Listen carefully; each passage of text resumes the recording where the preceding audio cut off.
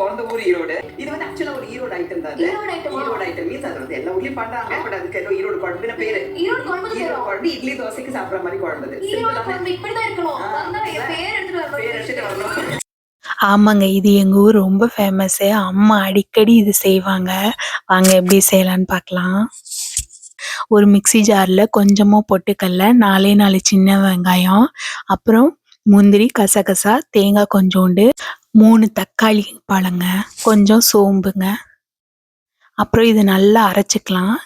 இதுக்கு எண்ணெய் கொஞ்சம் ஊற்றிட்டு கடாயில் பட்டை கிராம்பு தூள், கொஞ்சம் பூண்டு, அப்புறம் கருவேப்பிலை, வெங்காயம் கொஞ்சம், தனி மிளகாத்தூள், குழம்பு மிளகாத்தூள் இது 2மே ஆட் பண்ணிக்கணுங்க.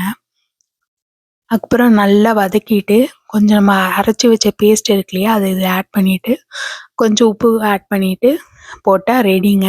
ட்ரை பண்ணி பாருங்கள். சப்ஸ்கிரைப் பண்ணுங்கள், ஷேர் பண்ணுங்கள். Happy life.